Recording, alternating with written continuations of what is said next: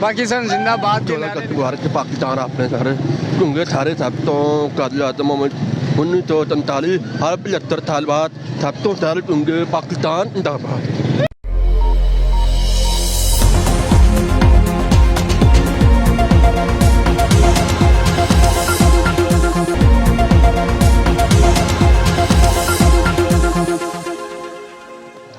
अस्सलाम वालेकुम नाज़रीन, मैं आपका मेज़बान मुदस्सिर अली और आप देख रहे हैं राष्ट्र टीवी। नाज़रीन, पाकिस्तान की जश्न आज़ादी और हर किसी इंसान की कोशिश होती है कि वो दूसरे से कम ना रहे, लेकिन मैं आज जिन इंसानों से आपको मिलवाने जा रहा हूँ वो कुछ तो बहरे हैं, कुछ गूंगे हैं, लेकिन उनका जोश और जज्बा देखें कि उन्होंने तमाम पाकिस्तान के परचम जो हाथों में उठाए हुए हैं और पाकिस्तान की 14 अगस्त को सेलिब्रेट करते हुए आगे की तरफ रवां दवाएँ। इनसे बात करेंगे और जानने की कोशिश करेंगे कि ये कैसा महसूस कर रहे हैं कि गूंगा होना और बातचीत ना करना और फिर बहरे भी होना।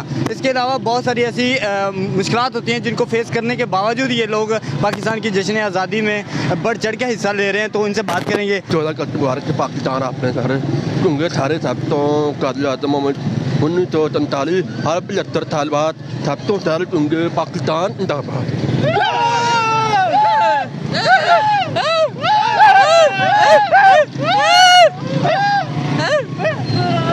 अच्छा, आप देख सकते हैं कि मेरे पास अल्फाज नहीं है कि एक नॉर्मल इंसान होता है, बल्कि हर इंसान की कोशिश होती है कि वो पाकिस्तान की आज़ादी में बढ़ चढ़ के हिस्सा ले।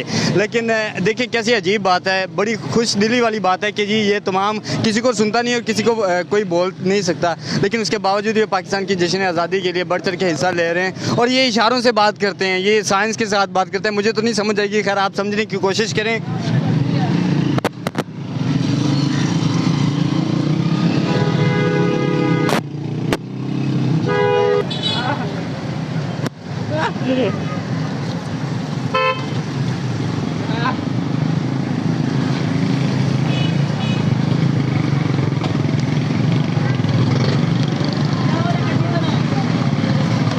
पाकिस्तान जिंदाबाद के नारे लगाते हुए ये गूंगे और ये बोले मैं समझता हूँ कि 14 अगस्त के हवाले से जितना इंसान नॉर्मल इंसान करते हैं उससे बढ़कर इन लोगों ने किया है। बोल नहीं सकते, सुन नहीं सकते, लेकिन फिर भी पाकिस्तान की आज़ादी के लिए, पाकिस्तान की जश्न आज़ादी के लिए इन लोगों ने बढ़ चढ़ के हिस्सा लिया है। और ऐसी वीडियोस देखने के लिए हमारे साथ रहिए, हमारा पेज फॉलो कीजिए। मिलते हैं नेक्स्ट वीडियो में, तब तक के लिए अल्लाह हाफिज़।